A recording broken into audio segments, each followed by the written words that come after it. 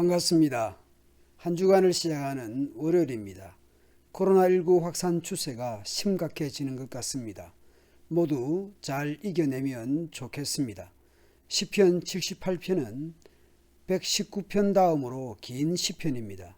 78편을 통해 마치 역사를 회고하듯이 살피면서 이스라엘의 실패와 하나님의 은혜를 보게 됩니다. 이스라엘의 이점과 하나님의 기억하심을 보게 됩니다.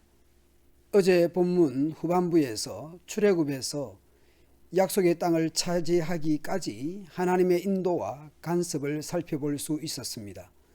애굽에서 모든 장자를 치셨습니다. 유월절 구원 사건이죠.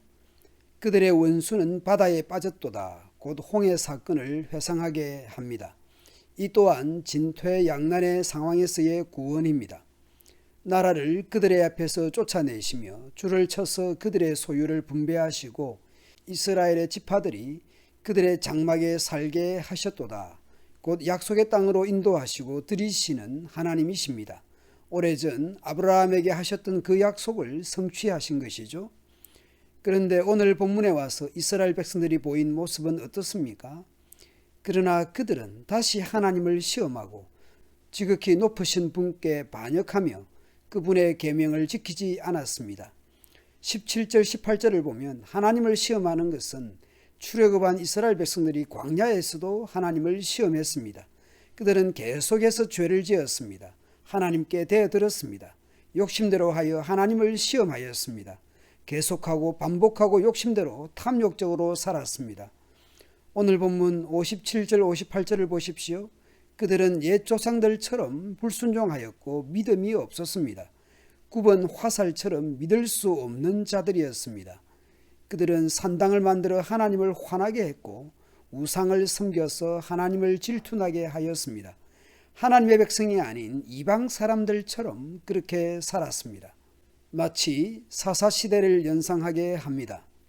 그러므로 하나님께서는 진노하셨습니다. 하나님께서 그들을 보시며 분노하셨습니다. 그리고는 이스라엘 백성을 완전히 버리셨습니다. 하나님께서 실로의 성막, 즉 사람들 가운데 만들어 놓으신 성막을 떠나셨습니다. 이 내용을 보면 사무엘상 4장에 블레셋과의 전쟁이 떠오릅니다. 블레셋과의 전쟁에서 패배하니까 법궤까지 동원하여 전쟁터로 가져가잖아요. 하나님을 믿지 않으면서 법궤를 앞장 세운다고 되겠습니까? 하나님이 무슨 끌려다니시는 분입니까? 하나님께서는 결국 떠나버리시는 것입니다. 오늘 본문에서 사무엘상의 엘리 제사장 시대에 있었던 사건을 언급하고 있는 셈입니다. 블레셋에게 법궤를 빼앗기고 젊은 사람들이 전사했지 않습니까?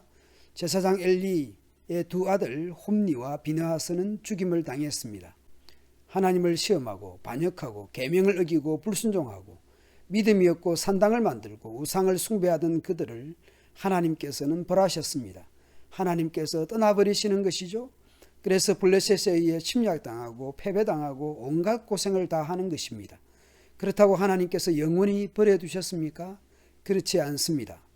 하나님께서 일어나셨습니다. 그리고 하나님은 원수들을 물리치시고 그들을 영원히 부끄럽게 하셨습니다. 요셉 집안 에브라임 지파를 택하지 않으셨습니다. 그것은 원래 있던 실로의 성막 법궤를 생각해 볼 수 있습니다. 블레셋에 빼앗긴 그 법궤는 실로가 아니라 예루살렘, 유다로 돌아오게 됩니다. 하나님은 유다를 택하시고 다윗을 택하셔서 원수들을 물리치셨습니다. 유다 지파의 시온산 거기에 성소를 세우십니다. 그리고 법궤가 돌아오게 됩니다. 곧 다윗을 택하신 것이죠. 하나님은 다윗을 양우리에서 불러내시고 그의 종으로 택하셨습니다.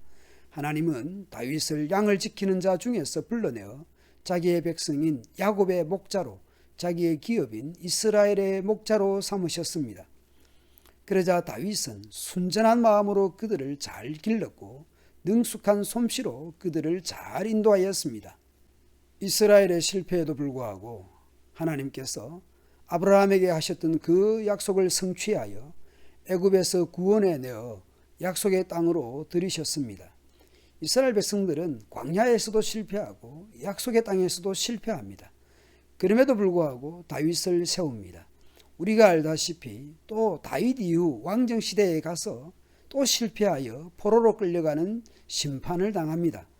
그럼에도 불구하고 신약에 와서 다윗의 언약도 아브라함의 언약도 성취해 가십니다. 아브라함에게 하신 복과 자손과 땅, 열방이 복을 받게 하는 그 언약, 다윗에게 하셨던 그 언약을 예수님을 보내셔서 이루어 가십니다.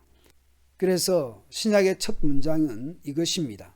아브라함과 다윗의 자손 예수 그리스도의 계보라. 세상이 선하고 빛처럼 밝고 해서 예수님이 오신 것이 아닙니다. 죄와 허물로 죽었습니다.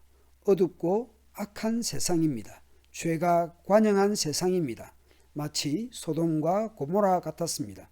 그런 세상을 심판하기 위해서가 아니라 구원하시기 위해서 예수님이 오셨습니다.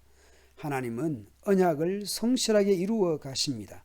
사람은 실패하고 언약을 어기고 배신하고 배반하지만 하나님을 버리지만 하나님은 버리지 않으시고 기억하고 언약을 지키기 위해 오셨습니다. 오늘도 우리는 연약하여 실패하더라도 하나님의 오래 참으심과 언약의 성실하심을 믿고 그 하나님을 의지하며 살아가야 하겠습니다. 우리는 잊어도 하나님은 기억하여 우리를 인도하고 지도하고 언약을 이루어 가십니다. 내가 하나님을 붙드는 것이 아니라 하나님이 나를 붙들고 계시다라는 것을 믿고 또 한 주간 살아가도록 합시다. 감사합니다.